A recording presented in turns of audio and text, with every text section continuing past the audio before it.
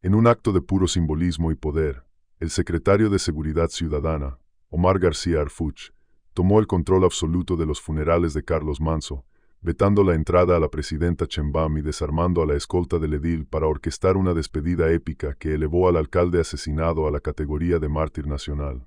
Entre el dolor y la rabia, Uruapan fue sellada por los marines para dar el último adiós al Bukele mexicano. Bajo un cielo plomizo que pareció contener su llanto hasta el final, Uruapan vivió este día un funeral que quedará grabado a fuego en la memoria colectiva de México. No fue una despedida, fue una coronación. Orquestado con mano férrea por el secretario Omar García Harfuch, el sepelio de Carlos Manso trascendió lo religioso para convertirse en un potentísimo acto político y un mensaje claro de quien ostenta la autoridad moral y operativa en un país al borde del abismo. El cielo sobre Uruapan amaneció plomizo, como si la naturaleza misma hubiera decidido vestirse de luto. Las calles que días atrás fueron testigo de sangre y terror, ahora se preparaban para algo que México no había visto en décadas, un funeral que trascendería lo religioso para convertirse en un acto de poder absoluto. En una declaración de guerra silenciosa, pero contundente, Omar García Harfuch había tomado el control total de la despedida de Carlos Manso, y lo que estaba por ocurrir cambiaría para siempre la percepción de quien realmente gobierna en un país al borde del abismo.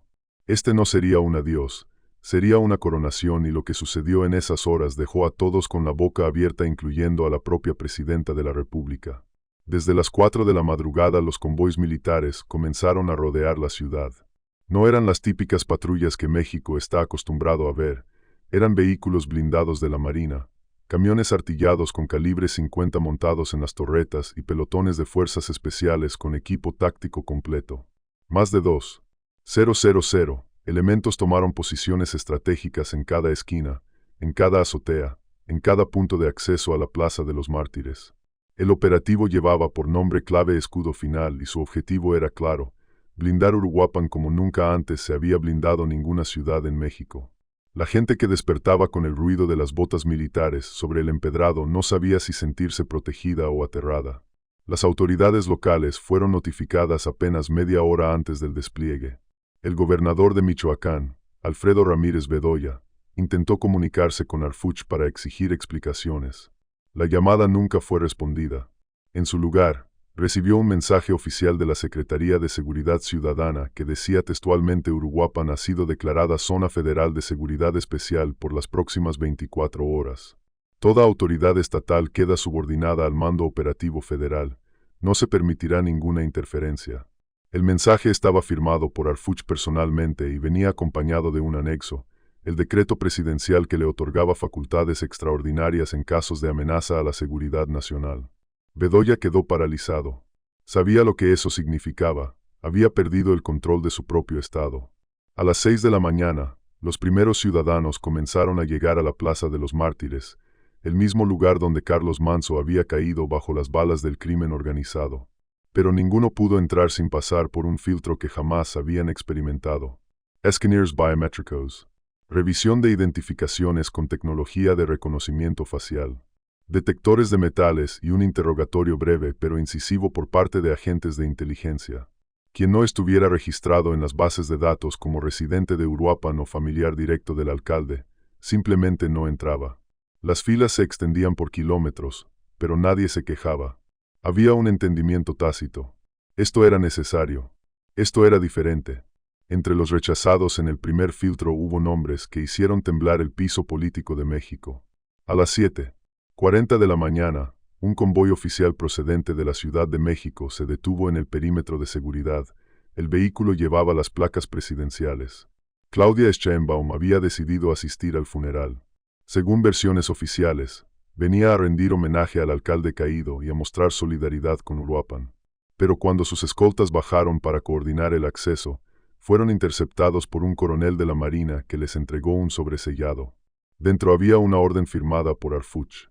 La presidenta de la República no tiene autorización para ingresar a la zona de seguridad especial. Su presencia representa un riesgo operativo y político. Se le solicita retirarse de inmediato. Lo que sucedió después fue un silencio incómodo que duró exactamente 4 minutos. Sheinbaum, desde el interior del vehículo, intentó comunicarse con Harfuch. La llamada entró, pero él no respondió. Intentó con el secretario de la Defensa, con el comandante de la Marina, con el gabinete de seguridad. Nadie levantó el teléfono. Estaba sola, aislada, vetada de un evento que ella misma debería estar liderando. Finalmente, el convoy dio la vuelta y se retiró sin hacer declaraciones. Pero las cámaras de los medios locales captaron todo. La imagen de la presidenta siendo rechazada en la entrada de Uruapan circuló en redes sociales en cuestión de minutos. Los analistas políticos ya estaban hablando de una ruptura definitiva entre Sheinbaum y Arfuch, una grieta que ya no tenía retorno. Dentro del perímetro, la Plaza de los Mártires había sido transformada. En el centro, donde días atrás Manso había pronunciado su último discurso, ahora se levantaba un altar monumental. Flores de cempasúchil formaban ríos naranjas que convergían hacia un estrado elevado donde descansaría el féretro. Banderas mexicanas ondeaban a media hasta en postes de 12 metros de altura. Y sobre el escenario principal, custodiado por 8 marines en posición de firmes, reposaba el ataúd de Carlos Manso, envuelto en una bandera nacional bordada con hilos de oro. No era el protocolo estándar para un presidente municipal.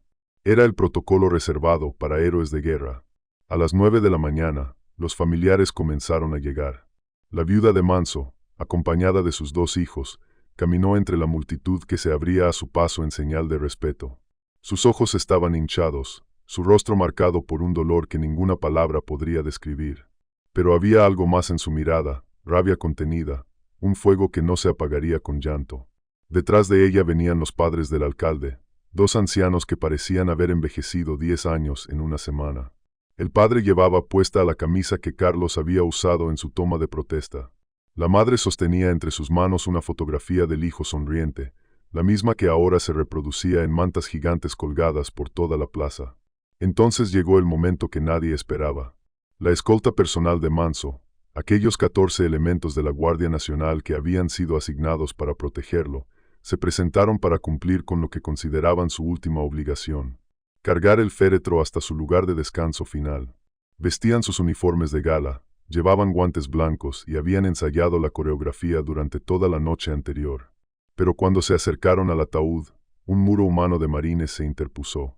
El comandante del pelotón levantó la mano en señal de alto. Y entonces apareció él. Omar García Harfuch caminó desde la parte trasera del estrado con pasos firmes, medidos, calculados. Vestía traje negro, camisa blanca sin corbata y lentes oscuros que ocultaban una mirada que todos sabían era de acero. Se detuvo frente a los escoltas y habló con una voz que, aunque baja, retumbó por los altavoces de toda la plaza. Ustedes tuvieron una misión, proteger la vida de Carlos Manso, y fallaron. Él murió bajo su custodia, rodeado de 14 hombres armados que no pudieron evitar que 7 balas lo atravesaran. No cargarán su ataúd, no tocarán su cuerpo en la muerte cuando no supieron defenderlo en vida. Retírense. El silencio que siguió fue sepulcral. Los escoltas, visiblemente quebrados, intentaron protestar. Uno de ellos dio un paso al frente, pero Harfuch levantó la mano nuevamente. Entonces sucedió algo que quedará grabado en la historia de México. Harfuch ordenó que los 14 elementos fueran desarmados, ahí mismo frente a todos. Uno por uno entregaron sus pistolas, sus radios, sus chalecos tácticos, quedaron reducidos a civiles uniformados. Fueron escoltados fuera del estrado y relegados a la última fila del contingente detrás de los ciudadanos comunes. La humillación fue total, pública y irreversible. En su lugar, un pelotón de élite de la Marina subió al estrado. 12 hombres de las Fuerzas Especiales, veteranos de operativos contra el narcotráfico en Sinaloa, Tamaulipas y Guerrero. Hombres curtidos en combate real, que habían visto morir a compañeros y que entendían el peso de cargar a un caído. Ellos levantaron el féretro con una sincronización perfecta. Lo sostuvieron sobre sus hombros y comenzaron a descender lentamente las escalinatas del estrado mientras una banda militar ejecutaba los acordes del toque de silencio. La escena era cinematográfica, dolorosa, imponente. Suscríbete si te gusta el contenido y quieres seguir enterándote de todo lo que sucede en México. Esto apenas comienza. Mientras el féretro era colocado sobre una plataforma móvil para el recorrido final, Harfuch se dirigió al centro del escenario. A su lado había algo cubierto por una lona negra, una estructura de más de 3 metros de altura que nadie había notado hasta ese momento. Las cámaras se enfocaron, los murmullos crecieron. Entonces, con un gesto, Harfuch ordenó que la lona fuera retirada. Lo que apareció dejó a todos sin aliento. Era una estatua de bronce de Carlos Manso, pero no era el alcalde sonriente de las fotos oficiales, no era el político de traje posando para las cámaras. Era Manso con el puño en alto, la mandíbula apretada, la mirada feroz dirigida hacia las montañas que rodean Uruapan, hacia las sierras que albergan las células del cártel Jalisco Nueva Generación. Vestía una camisa simple, sin banda presidencial, sin distintivos. Era el pueblo en bronce. En la base de la estatua, grabadas con letras de 10 centímetros, estaban las palabras que él mismo había escrito días antes de morir para los delincuentes chingadazos. La viuda de Manso colapsó al verla. Sus hijos la sostuvieron mientras ella sollozaba con una mezcla de dolor y orgullo. La multitud congregada estalló en una explosión de aplausos ensordecedores, en vítores que retumbaban por toda la plaza, en gritos continuos y apasionados de Carlos, Carlos, Carlos que parecían no tener fin. Harfuch permaneció completamente inmóvil en su posición. Simplemente observaba con atención cada matiz de la reacción colectiva, midiendo meticulosamente cada segundo que transcurría, cada emoción que se manifestaba en los rostros de la multitud. Sabía perfectamente que acababa de crear algo mucho más grande que un simple homenaje, un símbolo poderoso, un mártir que el pueblo abrazaría, una figura emblemática que trascendería inevitablemente su muerte física para convertirse en bandera permanente de resistencia contra la violencia.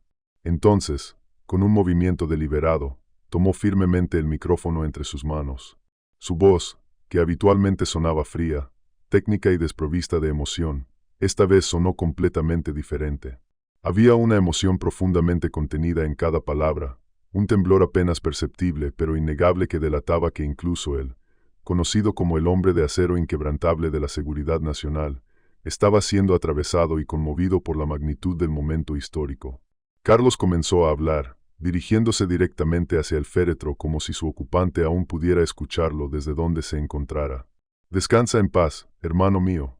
La justicia que tan cruelmente te negaron durante tu vida, te la entregaremos en nombre de este pueblo que te amó profundamente y que hoy te llora.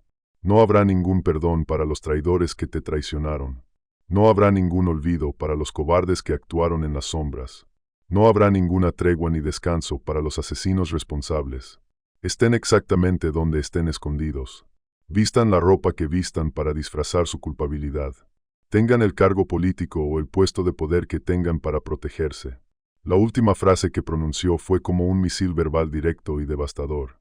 Absolutamente todos los presentes entendieron perfectamente a quién se estaba refiriendo con esas palabras cargadas de significado. No solo hablaba de los sicarios que materialmente dispararon las armas. Hablaba también de quienes ordenaron el asesinato desde sus posiciones de poder. De quienes los protegen calculadamente desde las sombras de la impunidad. De quienes prefieren usar escritorios pulidos y documentos oficiales en lugar de armas, pero que son exactamente igual de culpables del derramamiento de sangre. Continuó con su discurso cargado de promesas. Este no es en absoluto un adiós definitivo, Carlos. Es solamente un hasta pronto, porque tu muerte violenta e injusta no quedará impune bajo ninguna circunstancia. Los vamos a perseguir incansablemente hasta el último aliento que nos quede. En las sierras más remotas y escarpadas, en las ciudades donde se esconden a plena vista y en los palacios gubernamentales donde se creen completamente intocables e inmunes. Tu nombre representará y será sinónimo de justicia verdadera. Tu memoria dolorosa se convertirá en nuestra venganza legítima y necesaria. El discurso completo duró exactamente 8 minutos intensos y cargados de significado. Cuando finalmente terminó de pronunciar sus últimas palabras, Harfuch bajó del estrado con pasos firmes sin detenerse a esperar los aplausos de reconocimiento, sin saludar a ninguna de las autoridades presentes, sin buscar deliberadamente las cámaras que lo enfocaban desde todos los ángulos. Simplemente desapareció con rapidez entre el contingente militar que lo rodeaba y protegía. Pero su presencia imponente y sus palabras contundentes ya lo habían dicho absolutamente todo lo que necesitaba ser dicho. Había tomado lo que comenzó como el funeral ordinario de un alcalde municipal y lo había transformado magistralmente en una declaración pública y solemne de guerra contra el crimen organizado. El cortejo fúnebre comenzó oficialmente su recorrido programado a las 11 de la mañana en punto. El féretro que contenía los restos de Manso fue montado cuidadosamente en un vehículo blindado de última generación perteneciente a la Marina, escoltado de cerca por 200 elementos militares en formación cerrada y disciplinada. Las calles principales de Uruapan, que apenas días atrás habían sido el terrible escenario de violencia extrema y sangre, ahora se habían transformado en un mar interminable de flores multicolores y banderas mexicanas ondeando al viento. Miles y miles de personas se agolpaban densamente en las aceras, se asomaban desde las ventanas de sus hogares, se ubicaban en las azoteas de los edificios. Muchos de ellos lloraban desconsoladamente con el rostro bañado en lágrimas, mientras otros gritaban consignas con fuerza y determinación. Manso vive en nuestros corazones, la lucha continúa sin cesar. Uruapan no se rinde jamás ante nadie, fuera el narco de nuestras tierras. En varios puntos estratégicos del recorrido establecido, civiles de todas las edades lanzaron pétalos frescos de cempasúchil desde los balcones decorados. La tradición del Día de Muertos se había fusionado con el dolor presente, creando una atmósfera que oscilaba entre lo sagrado y lo político. Ancianas rezaban el rosario en las esquinas. Jóvenes con playeras negras que decían, ni perdón ni olvido, marchaban junto al cortejo. Niños sostenían carteles con la foto de Manso y una sola palabra, héroe. A mitad del recorrido sucedió algo que nadie había anticipado. El cielo, que había permanecido gris y amenazante toda la mañana, comenzó a rugir. No era trueno, era el sonido de motores de alta potencia.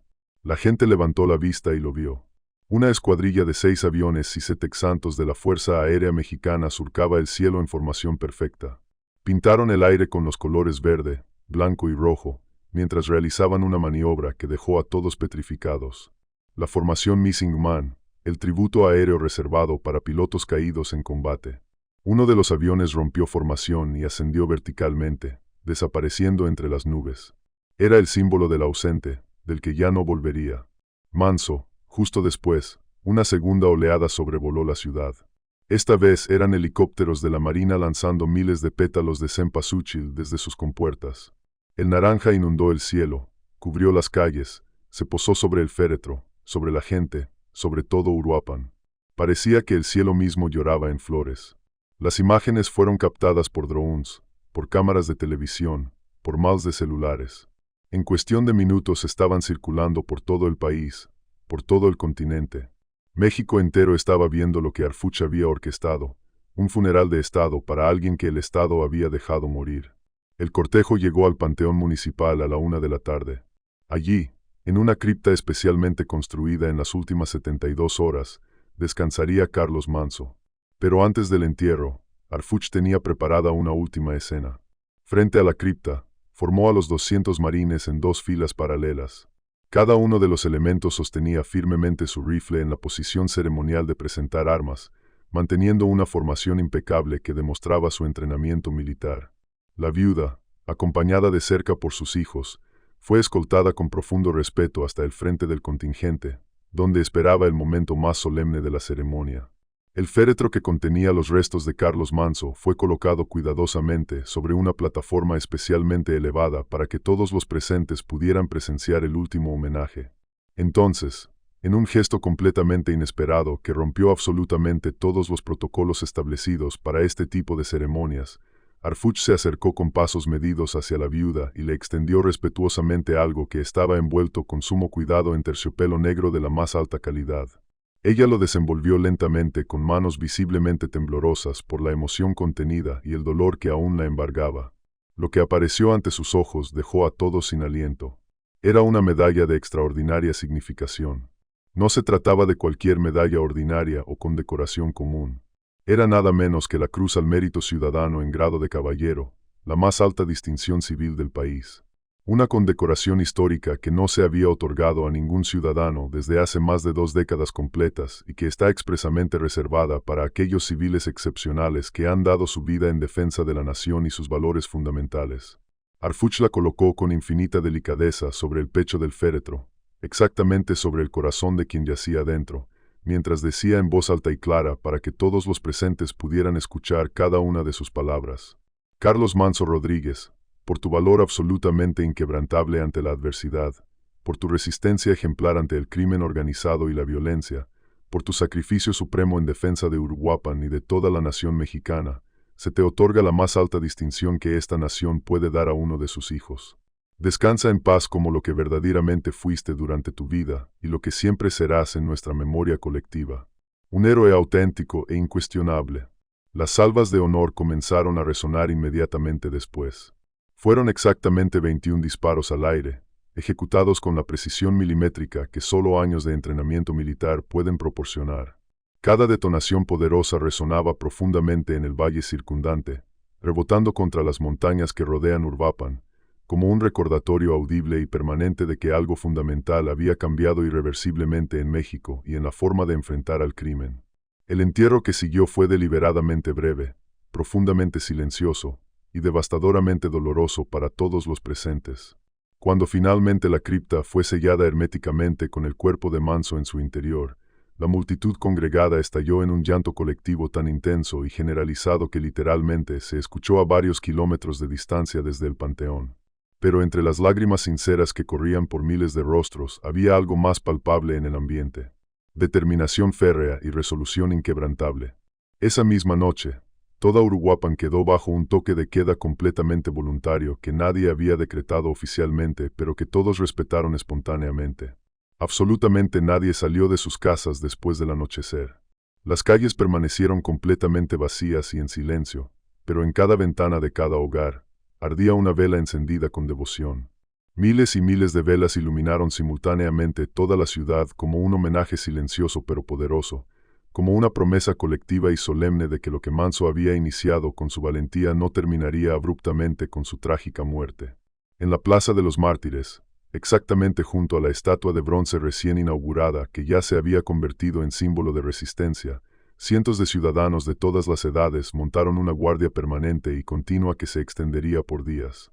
No había existido ninguna convocatoria oficial por parte de autoridades, no había líderes políticos organizando el evento, solo gente común que decidió por voluntad propia quedarse ahí durante toda la noche, velando con respeto la memoria sagrada de quien nos había defendido hasta su último aliento. Los días inmediatamente siguientes trajeron revelaciones explosivas que literalmente sacudieron los cimientos políticos de todo el país. Las investigaciones exhaustivas coordinadas personalmente por Arfuch y su equipo especializado comenzaron finalmente a dar frutos concretos y arrestos significativos. 3 funcionarios estatales de alto nivel fueron detenidos espectacularmente bajo cargos graves de colusión directa con el crimen organizado y traición a sus deberes públicos. Se descubrió mediante investigaciones forenses y testimonios protegidos que ellos habían filtrado deliberadamente información clasificada y sensible sobre los movimientos cotidianos de Manso, sobre sus horarios detallados, sobre el evento público específico donde finalmente sería emboscado y asesinado. Uno de los detenidos resultó ser nada menos que el coordinador estatal de seguridad pública, quien tenía acceso a toda la información sensible, mientras que otro trabajaba directamente en el gabinete cercano del gobernador con acceso privilegiado a comunicaciones confidenciales. El escándalo político resultante fue absolutamente mayúsculo y dominó los titulares nacionales durante semanas. El gobernador Bedoya se vio políticamente forzado a solicitar una licencia indefinida de su cargo ante la presión mediática y social insostenible. Todo el estado de Michoacán entró abruptamente en un preocupante vacío de poder institucional que Arfuch llenó de manera decisiva sin siquiera pedir permiso formal a las autoridades federales. Las redes criminales establecidas en la región también respondieron con violencia a esta ofensiva sin precedentes. En las semanas turbulentas posteriores al funeral que había conmocionado al país, se registraron oficialmente más de 50 enfrentamientos armados directos entre fuerzas federales y células operativas del Cártel Jalisco Nueva Generación en toda la región estratégica de Uruapan y Tierra Caliente. Arfuch había cumplido cabalmente la promesa solemne que había hecho ante el féretro de Manso y ante todo México. No habría ningún tipo de tregua ni negociación con los criminales. Los operativos militares que se desplegaron fueron deliberadamente brutales, absolutamente contundentes, ejecutados sin cuartel ni concesiones de ninguna clase. La estrategia de abrazos, no balazos, quedó enterrada junto a Manso. Ahora era guerra abierta, pero el legado más profundo del funeral no fue militar ni político. Fue cultural. Carlos Manso se convirtió en un símbolo para alcaldes, para funcionarios locales que enfrentan al crimen día tras día sin respaldo, sin recursos, sin esperanza. Su estatua en Uruapan se volvió un lugar de peregrinación. Ediles de todo el país viajaban para tocarla, para fotografiarse junto a ella, para jurar que no se rendirían. Se crearon murales con su rostro en Guanajuato, en Guerrero, en Tamaulipas. Canciones de corridos alterados comenzaron a narrar su historia. Manso había trascendido lo humano para volverse mito. Harfuch, por su parte, consolidó su poder de una manera que nadie anticipó. El funeral fue su carta de presentación como líder autónomo, como alguien que no responde a partidos ni a presidentes, sino a una causa. Los analistas políticos comenzaron a especular sobre su futuro. Algunos decían que buscaría la presidencia en 2030. Otros aseguraban que estaba construyendo un Estado dentro del Estado, una estructura paralela de poder que respondía solo a él. Lo cierto es que después de Yurvapan, su nombre se volvió sinónimo de justicia implacable.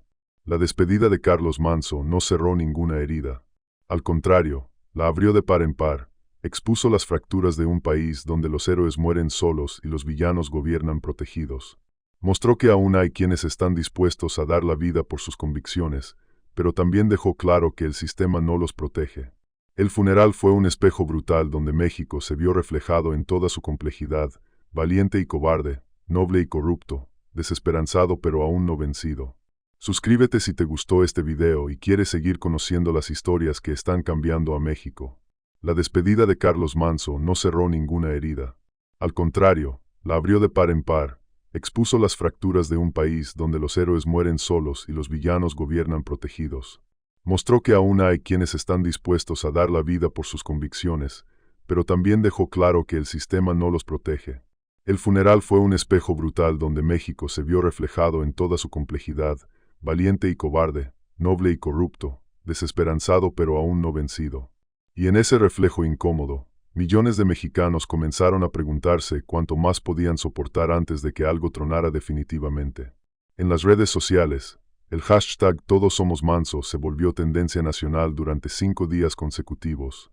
Ciudadanos comunes compartían historias de funcionarios honestos que habían sido amenazados, periodistas que vivían escondidos, empresarios que pagaban extorsión solo para mantener abiertas sus tiendas. El funeral había destapado una conversación que México llevaba años evadiendo, la normalización del terror. Lo que antes se susurraba en privado, ahora se gritaba en público. La gente estaba profundamente cansada, completamente harta, literalmente al borde de un punto de quiebre colectivo que nadie sabía cómo contener ni hacia dónde se dirigía. Los medios internacionales de mayor prestigio comenzaron a cubrir el caso con una intensidad completamente inusual y sin precedentes en la cobertura de eventos mexicanos. The New York Times dedicó nada menos que su portada principal a una fotografía impactante de la estatua de Manso con el titular que resonaría en todo el mundo: el mártir de Uruapan. The Guardian, por su parte, publicó un extenso y profundo análisis sobre cómo el funeral representaba una fractura absolutamente irreparable entre el gobierno federal y sus propias fuerzas de seguridad, evidenciando la crisis institucional. CNN en español transmitió en vivo y con cobertura continua los operativos posteriores coordinados personalmente por Harfuch, mostrando al mundo la magnitud de la respuesta. México, que durante largos años había intentado proyectar una imagen de estabilidad y control, ahora era observado con la misma profunda preocupación y alarma que países sumidos en guerra civil. Y eso dolía profundamente, tanto o más como la muerte del propio Manso, porque significaba un reconocimiento internacional del colapso. Dentro de las fuerzas de seguridad del país, el impacto fue absolutamente sísmico y transformador.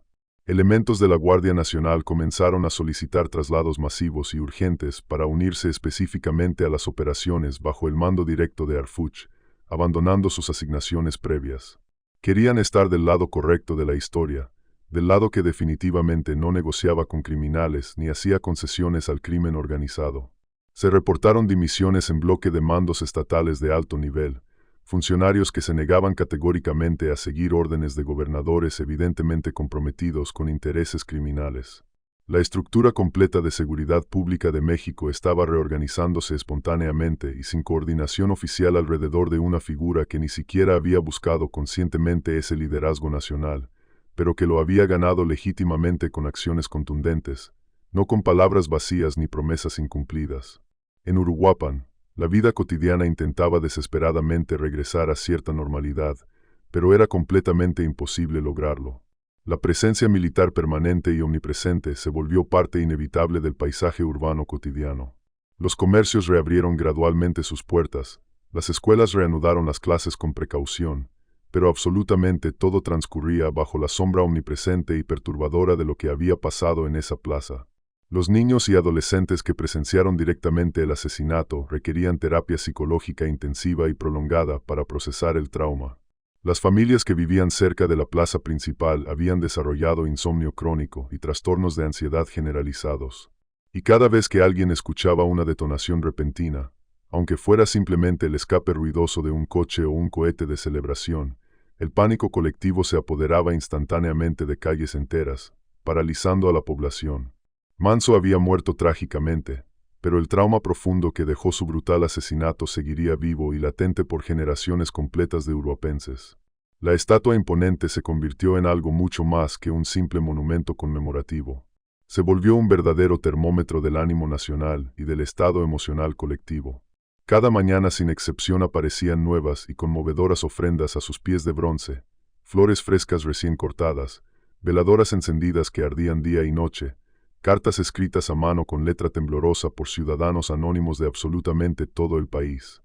Algunos visitantes dejaban fotografías descoloridas de familiares asesinados con mensajes desgarradores que decían cosas como: él también era valiente como Manso, o ella tampoco se rindió ante las amenazas. Otros depositaban con rabia contenida banderas mexicanas deliberadamente quemadas en las orillas, como símbolo poderoso de un país que literalmente se consumía en sus propias contradicciones insolubles y su incapacidad para proteger a los buenos. La estatua de bronce macizo con el puño en alto desafiante se había transformado irrevocablemente en el altar laico más importante de una nación que buscaba desesperadamente algo genuino en que creer, alguien íntegro a quien seguir, una razón convincente para no rendirse definitivamente ante la oscuridad implacable que parecía tragárselo todo sin distinción. Cuando finalmente cayó la noche sobre Uruapan, cuando las últimas flores del día fueron depositadas ceremoniosamente y las últimas lágrimas amargas derramadas, la ciudad entera quedó sumida en un silencio extraordinariamente pesado y cargado de significado. No era el silencio pasivo de la resignación derrotista, era claramente el silencio tenso y expectante que precede inevitablemente a la tormenta, porque Arfus conscientemente no había enterrado simplemente a un hombre mortal, había sembrado deliberadamente una causa trascendente. Y esa causa poderosa, regada abundantemente con sangre inocente y dolor colectivo, estaba comenzando a germinar vigorosamente en cada rincón olvidado del país, en cada municipio amenazado. La pregunta fundamental ya no era si eventualmente habría justicia para Carlos Manso y su memoria.